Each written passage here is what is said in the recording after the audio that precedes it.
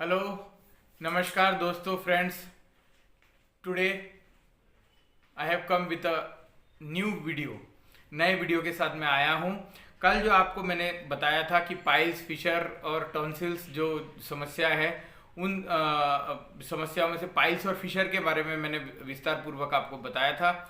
तो पाइल्स और फिशर के क्या कारण है मैंने आपको सब बताया था, क्यों होता है, किस वजह से होता है, क्या चीज़ें आपको उसमें सावधानी रखना है। देखिए, पाइल्स भी दो तरह का होता है, एक ब्लाइंड पाइल्स होता है, एक ब्लीडिंग पाइल्स होता है। जो ब्लाइंड पाइल्स होता है वो सदैव क्या होता है कि उसमें दर्द नहीं होता है, उसमें पेन नहीं होता है ब्लाइंड पाइल्स में। और जो है ज़्यादा अंदर जो पाइल्स होते हैं उसमें दर्द नहीं होता है कई बारी। लेकिन जो पेनफुल पाइल्स होते हैं वो वही होते हैं जो कि एनस के पास में होते हैं, और कई बारी उसमें हार्ड स्टूल होने की वजह से, कब्ज होने की वजह से जो है वो छिल जाता है और ब्लड आता है उसमें से, और बहुत ज़्यादा कई बार पेन भी होता है। और फिशर वो बीमारी है जिसमें एनस के चारों तरफ जो एरिया है आपका, जो गुदाद्वार है, मलद्वार है, एनस है, उसके चारों तरफ कट्स लग जाते हैं, छिल जाता है, और जिसकी वजह से बहुत ज़्यादा इंटेंस पेन होता है, इंटेंस दर्द होता है, और साथ ही साथ बहुत ज़्यादा तकलीफ होती है। कई बार पेशेंट बैठ नहीं पाता है।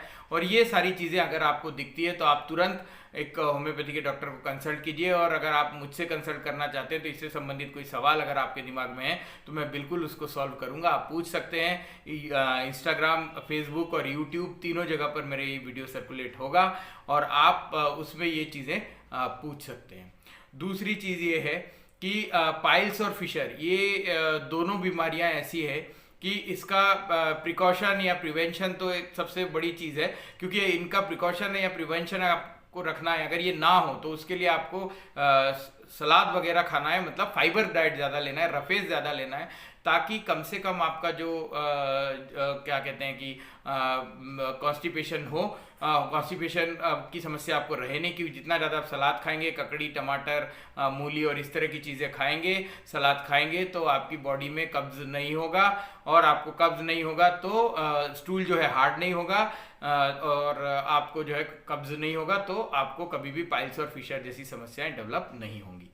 और इसके साथ दूसरी चीज़ ये भी है कि आप अगर बहुत सारी ऐसी चीज़ें खा रहे हैं, जैसे समोसा, कचौरी, जलेबी, या इन सब चीज़ों के अलावा भी जो कि आपको मतलब कहीं ना कहीं कॉन्स्टिपेशन जैसी तकलीफ देती है, तो कई लोग क्या करते हैं, जुलाब जैसी चीज़ें या कुछ ऐसी चीज़ें जैसे इसबगोल या इसबगोल की भूसी वगैरह बहुत ज़्यादा खाने लग जाते हैं। तो इन चीज़ों से बचना है, क्योंकि ये भी हैबिचुअल हो जाती हैं कई बार आपको, और ये चीज़ें बहुत ज़्यादा आपके लिए नुकसानदायक होती हैं, क्योंकि ये लॉन्ग टर्म में आपको आदी बना देगी। ये